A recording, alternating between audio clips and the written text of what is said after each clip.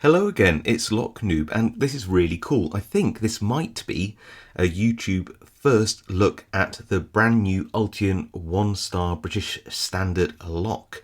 And unlike the 3-star Ultions, this has a standard keyway, not a dimple keyway. And you can see that looking at that keyway warding there, we have, well, restricted keys. It's not a profile I'm particularly familiar with. It's not a common one, at least looking at that. Works nice and smoothly. And if you look here, you can see how it's got a lot of things going on. It's got the British standard kite mark there. It's a Sole Secure Gold standard, which is a security rating.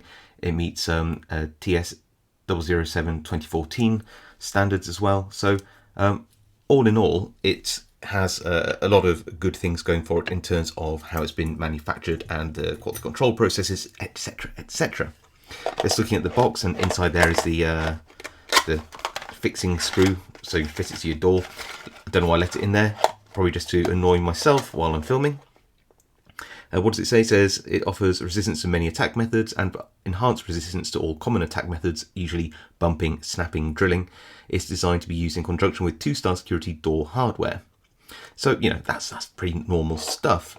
I guess I'm looking at this from a perspective of a reasonably experienced lockpicker, just to see how it holds up. Before we get lockpicking, let's just look at a few other features here.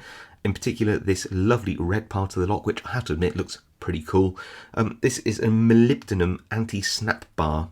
And if we turn over here, you can see how you've got 6 pin chambers, but 3 of them are occluded by the bar extending either side of the lock. That will give it more anti-snap protection at a weak part of the lock, which is obviously the cam in the center, which is common to all Eurocylinder type locks.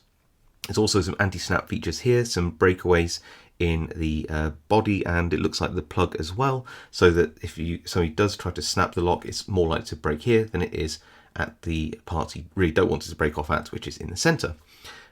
Also, that would mean that you had a few pins left up here as well, so that even if you did break the front off, you still have some security left. So, you know, that's pretty good.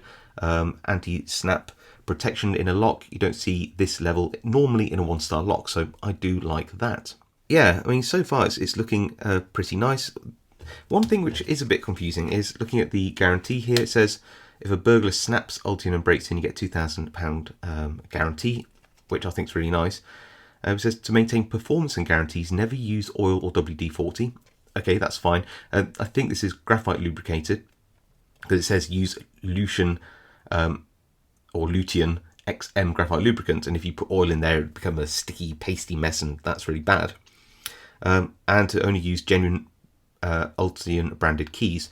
But bear in mind that that is to maintain performance and guarantees. Now, I don't know what that means entirely. You'd have to check the small print, but I assume that you'd have to use this exact brand of graphite lubricant and Ultion keys, so you were protected by that guarantee. And that Lutein or Lucien graphite powder is relatively expensive, I think, at £12, well, £11.95 at time of filming.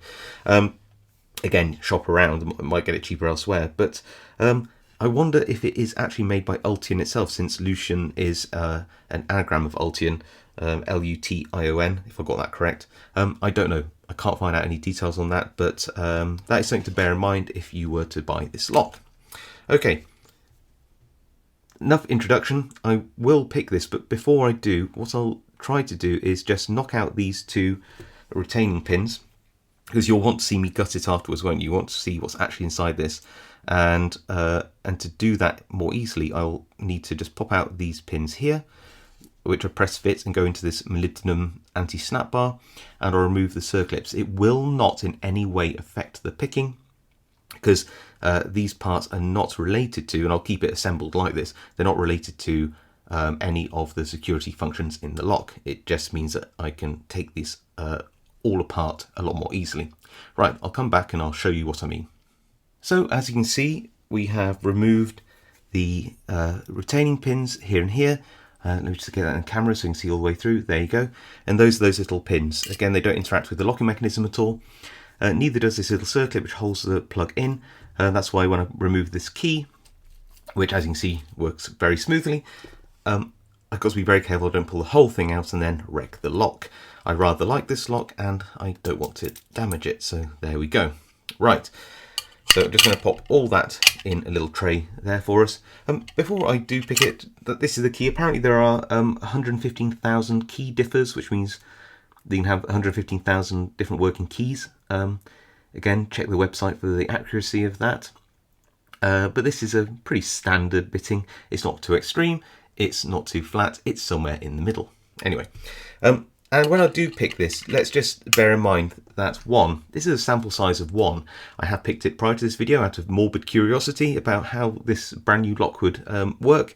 And if I time the pick, then it's really just it's going to be a relaxed timed pick. It's not going to be a race. It's just trying to be as natural as I can be, knowing that I've picked the lock before, and you know, I'm an experienced lock picker. So bear that in mind. You know, just for clarity, when I do the picking, that this is a representative sample of 1. So you know, you can decide to yourself how fair an exploration that is. This is only for information and just for me to see how it picks. I will also pick it in this orientation. In a lot of commercial doorways you can see locks orientated in this way, but most residential properties have their locks orientated this way, so that's the way we're going to be picking it. Right, enough waffle, let's actually have a go at picking it, and then we'll see if we can take it apart or gut it and see what we think of the lock afterwards. So to pick this lock, I'm not going to be using any exotica. I'm going to be using 2 very common and very respected and loved profiles, a triple peak and a gem in 18,000th. The keyway is not paracentric, which is surprising, which means that the keyway is relatively open to allow lock picks to go in. It isn't so left and right bended that it occludes the picks from entering the keyway. It's an odd choice, if I have to say, but that's the way they went with. Because we're using a tensioner at the well, it says it's away from the pins, so not pin side, away from the pins. What some people actually confusingly call bottom of the keyway tensioning, but we'll go with that. So I might have a little rake around first with the triple peak and then go in with my actual lock pick to pick any remaining pins. Right, enough about that, let's have a go. Again, I'm not going to race this, it's just going to be an indicative time. Like I said, sample size of 1, and I have picked this off camera a couple of times before, so you have to bear that in mind. Right, so in we go with this triple peak, give it a rake. What I'm looking for is just to see if I can get a couple of the pins set, then go with my hook, and that's pin 5, a little click, going back through, okay, nice. Pin 6 there, seems picked, 5 picked, 4, 3, 2, 1, nice click, did you hear that? Okay, back to the back, click on 6, pin 4 now, 3, 2, 1, okay, 6, 5, it's fine, 4 set, 3 set, 3, 2, 1, 6 again, nice little click out of that.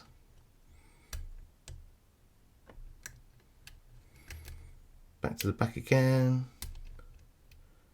6 is set, 5 is set, 4 is set, 3 set, 2 set, 1, and we're open. So just about over 1 minute of picking, nice and relaxed, no rushing. So that's around a minute, shall we say. So there you go, you can take that or leave it. I'm not going to do any do-overs. I'm sure that I could get that down to 30 seconds if I really wanted to with a lot of practice, but I think that would be an unfair representation. Right, move that out of the way. So gutting this, I absolutely have never gutted this lock before, so I am a little bit trepidous.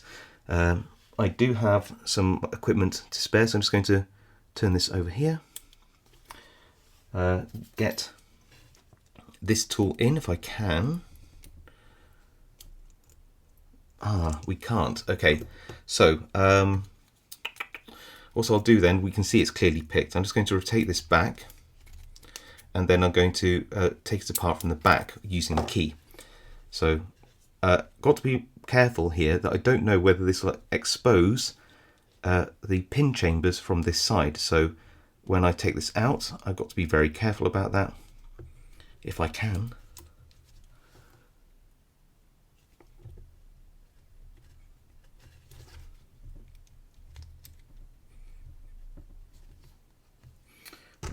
It's quite tight fit, which is a good thing. So you gently pry it apart. If this is long, I just want to keep it all at the right speed. I don't want to any shenanigans here. I want to, you know, we've got to be fair to this lock as much as we can be. I believe that. You can see it coming apart, which is a good thing. I'm not going to put the key in yet because I want the whole cord to come out in one piece nicely. Do I have anything which is a bit more sturdy to just help pry it apart? Again, clearly this lock is going to be out of its warranty because I've been messing about with it, haven't I? So I'm doing this so you don't have to. There we go.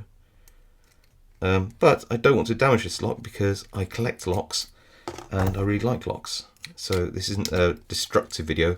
I'm not going to be, I'm not anywhere near qualified to be able to talk about its any more than what I can observe its anti-snap drill bump features, because I don't attack locks in that manner. It's not part of my hobby. I'm a lock picker, not a, I don't do destructive entries, although by far nobody really, I think this is very clear, nobody really picks locks to enter properties, or if they do, there isn't much in the way. So there is already a pin that's just dropped out here, which is a driver pin from this chamber. So just going to pop that in my pinning tray over here, and we might get that as we move it across. Got to bear that in mind as we go. So yeah, we just got to try our best and hope.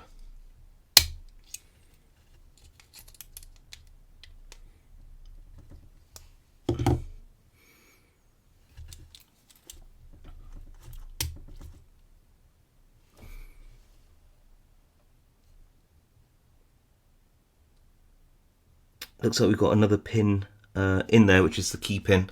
So I think I just have to keep going with this and hope for the best.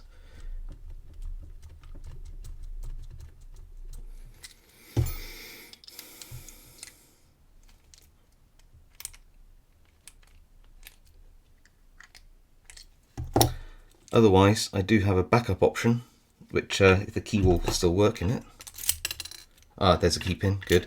I do have a backup option here as well, so I might just turn that way to make sure it's only the driver pins that come out.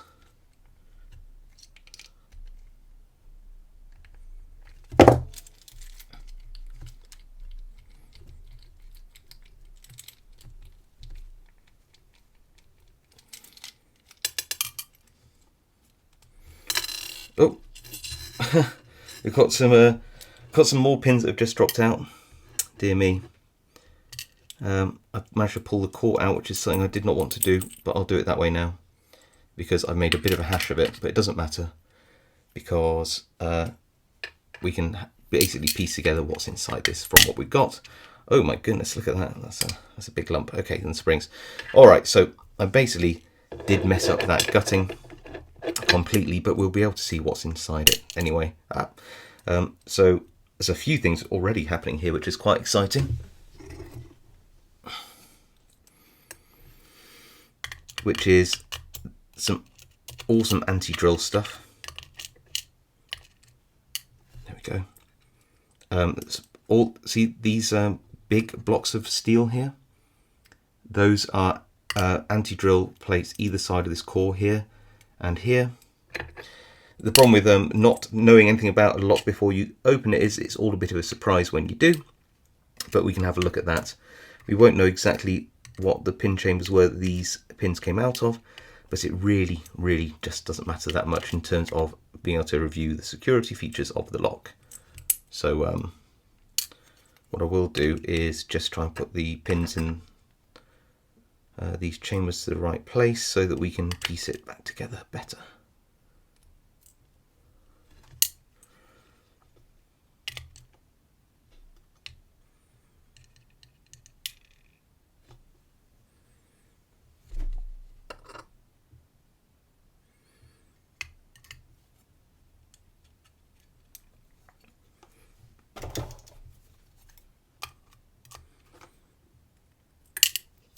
Come here, you.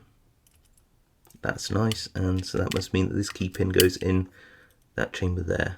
Okay. Nope, that's a swap.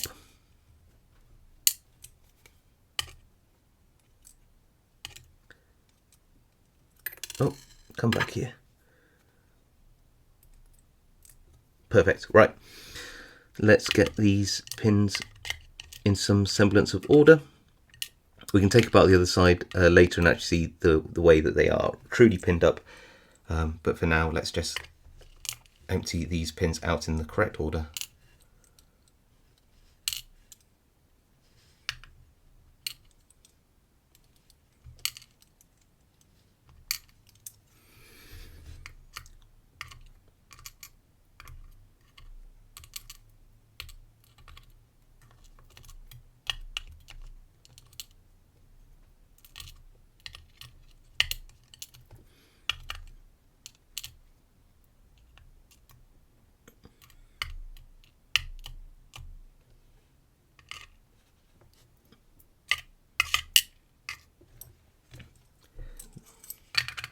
There's the plug. I'm going to just tip out all the springs as well, because I think that's important. There are some features there to look at. There's a key over here. A couple more springs. Come on. There we go.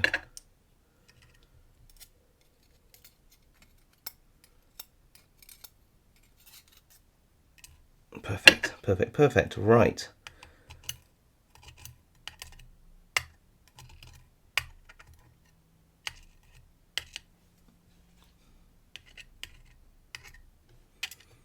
Put all these anti-drill plates down here.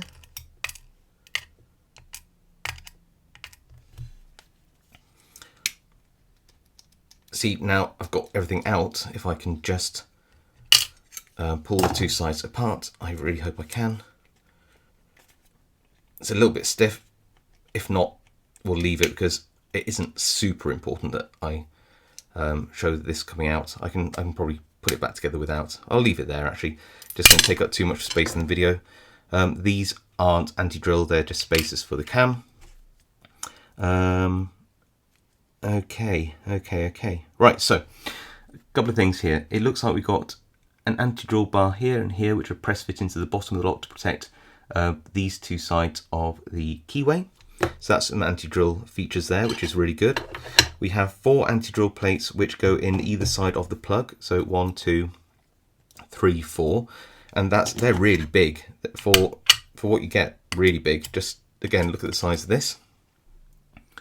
Huge pieces of metal.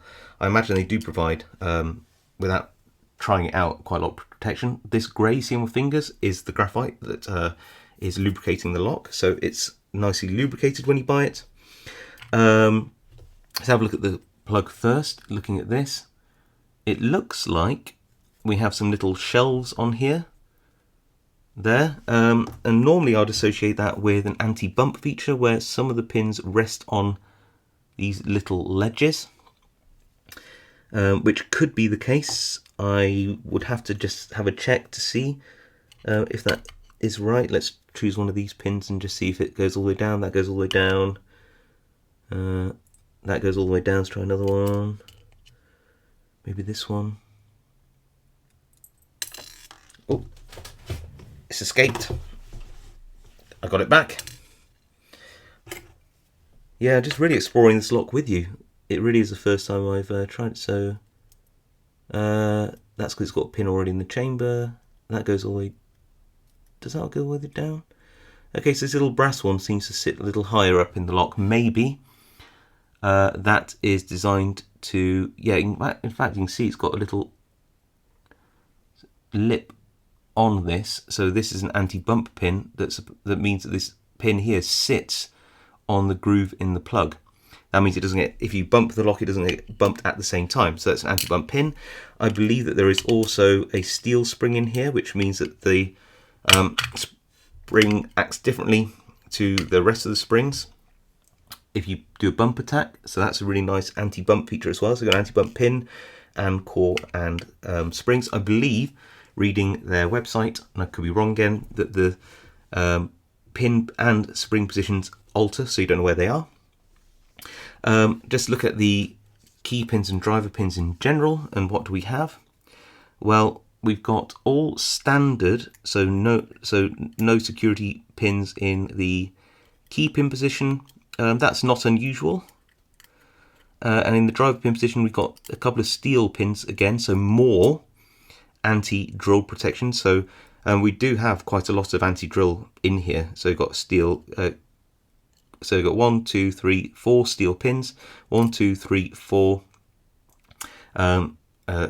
big steel anti-drill bars, and we've also got some anti-drill protection in here as well. I believe there's 4 of those, so it looks like there's 12 anti-drill points in this lock, which is pretty cool.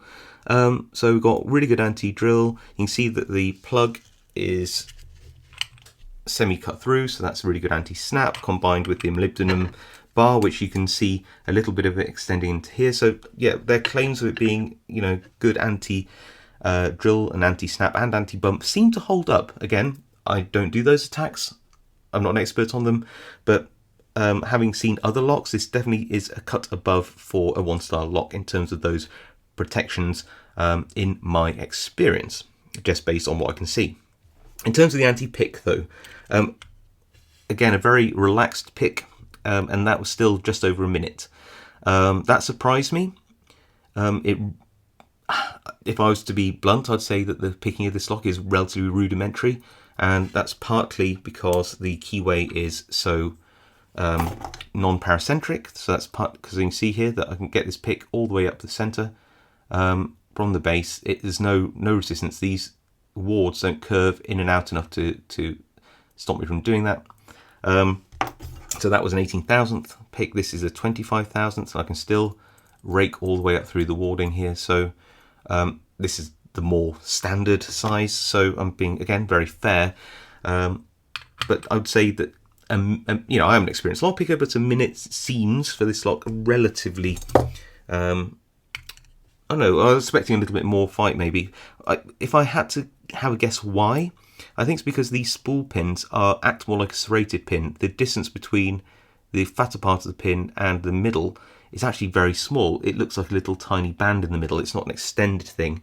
I think that's because when you've got this molybdenum bar, you can only have a certain, once you get the spring in there, you've only got a certain amount of space left to also have a pin.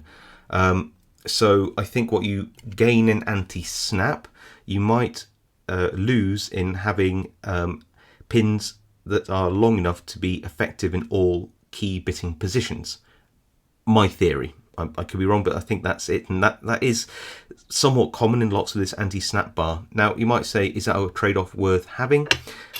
Probably. Like I said, people don't tend to develop the skills to be able to pick locks. Crime is often more blunt and opportunistic than lock picking. So, on balance, my personal feelings are that having better anti-snap, bump and drill is more important than having like really good anti-pick.